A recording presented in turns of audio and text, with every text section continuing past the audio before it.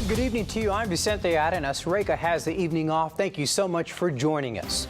We begin with breaking news from Southeast Houston. That's where a small plane nearly crashed into a crowded baseball field, then lost the banner it was pulling. One person is seriously hurt. Andrew Horansky joins us from near Austin High School, where he's been talking to people who saw what happened. Andrew. A family's recovering in the hospital after a truck slammed into a cell phone store in Pasadena. Investigators say Michelle Galvan ran into 5 cars before plowing into the store on Southmore last night. A 6-year-old girl was pinned under the truck and taken by life flight to the hospital. Her mom, dad, and brother were also hurt. Galvan has been charged with intoxication assault. The Houston father who admitted to putting his dead baby in a refrigerator has been charged with felony injury to a child.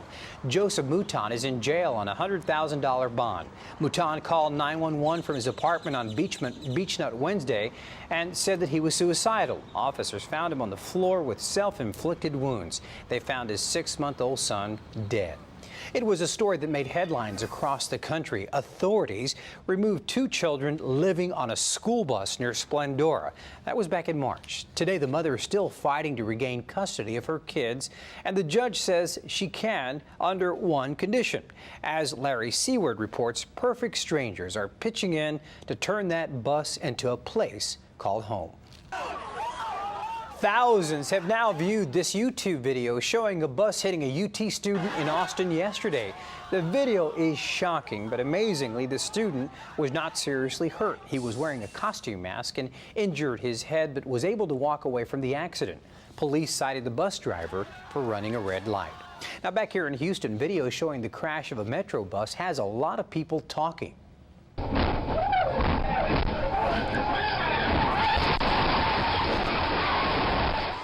That chain reaction crash on Antoine hurt 7 people on the bus driver, and 2 people in the cars. The bus driver apparently stepped on the gas instead of the brake. This happened on Tuesday. He was fired after 10 years with Metro, and some of our viewers think that he got a raw deal. One writes, "We all make mistakes. He should be given a second chance." Another viewer talks about how many pedestrians dart out in front of buses and says how many people would be dead if it were not for the excellent driving of most Metro bus drivers. Some wounded war veterans have found themselves mired in bureaucracy. Now they're at risk of losing their service dogs. We are going to have a report on the burden placed on soldiers with brain injuries. NASA sets off a new mission, not in a spaceship, but an airship. See what this is all about. And it may be Saturday, but Derby fans in Houston are putting on their Sunday best.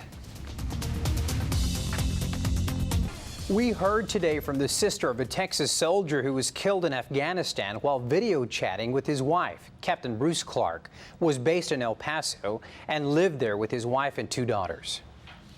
He loved being in the military and he loved serving his country.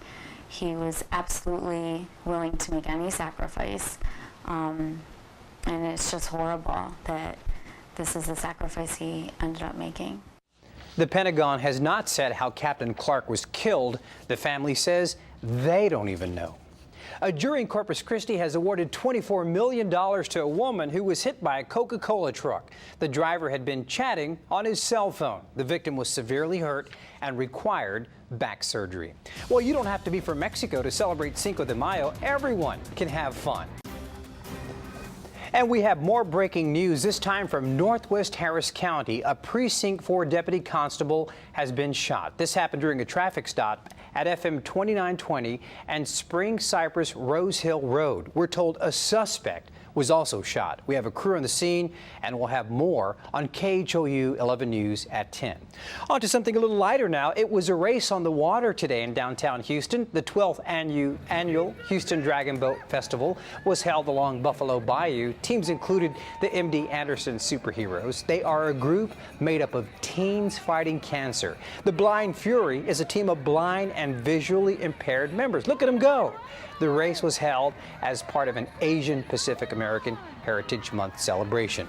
Meanwhile, Houstonians are also celebrating Cinco de Mayo today. A big parade was held downtown, complete with floats and mariachis and a whole lot more. Look at those folks having fun. The holiday celebrates the Mexican Army's victory over French forces and the Battle of Puebla in 1862. And the other big weather story we're talking about today, Mario, is the supermoon. This is the supermoon, I should say. It's going to be big and bright tonight, isn't it? It's very dry out there, and we're checking for that supermoon tonight. It's going to be a super evening for Can't wait to see it. All right. As far as meteorites go, it was huge. A rock the size of a minivan crashed into California on April 22nd. Now NASA has joined the search for the valuable fragments. Using a giant airship, they're scouring an area around Folsom Lake, California, searching for signs of the meteorite. Scientists say the pieces could hold clues about the origins of the Earth. All right, still to come, with thousands of golf fans following their every move, Arnie Jack and the Black Knight and the Merry Mex teed it up in the Woodlands.